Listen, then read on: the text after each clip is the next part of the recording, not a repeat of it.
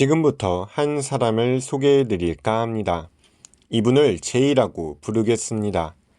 제이는 어린 시절 자연을 벗삼으며 살 수 있는 시골에서 살았는데 이러한 영향을 받아서인지 자연을 토대로 하는 상상 이야기를 쓰는 것을 좋아했습니다.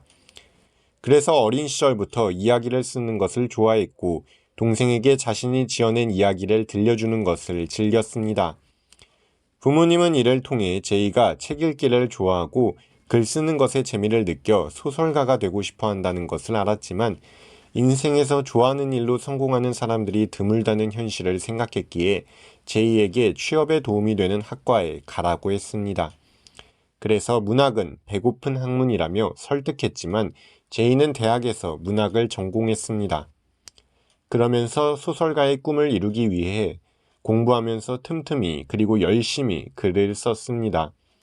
그리고 졸업 후에는 어떻게 됐을까요? 부모님의 예상대로 성공한 소설가가 되지 못했습니다. 졸업 후에도 불운이 따랐습니다. 제이는 비서로 취직했지만 만족하지 못했습니다. 자유롭게 상상하고 글 쓰는 것에 재미를 느끼는 제이에게는 잘 맞지 않았던 모양입니다. 그런 상황에서 어머니도 돌아가시니 제이는 큰 충격을 받았고 외국에서 살기로 합니다. 영어를 잘했기에 외국에서 영어 교사로 일하면서도 제이는 자신이 좋아하는 글쓰기를 멈추지 않았습니다.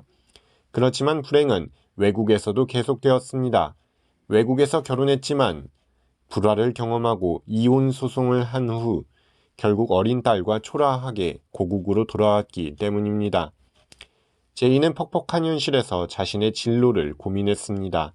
외국에서 교사 경험이 있었기에 고국에서도 교사가 되는 것이 유리했지만 지금이야말로 일과 병행하지 말고 소설을 쓰는 데에 전념할 시기로 보았습니다.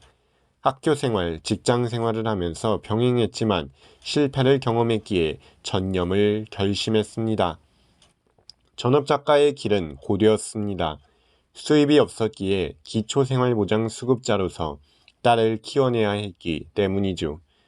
우울증으로 극단적인 선택까지 생각했지만 어린 딸을 보며 참고 매일매일 글을 써 소설을 완성했습니다. 하지만 출판사들은 제이의 작품이 성공하지 못할 것으로 보고 거절했습니다.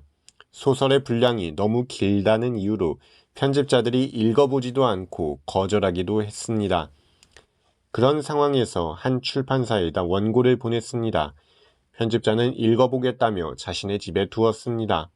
그런데 편집자의 아이가 원고를 보고 다른 어떤 책들보다 비교도 할 수 없을 정도로 훌륭하다고 말했습니다. 편집자는 그 말을 듣고 원고에 관심을 두게 되었고 읽어본 결과 출판을 하기로 했습니다. 덕분에 우리는 해리포터를 책과 영화로 만날 수 있었습니다.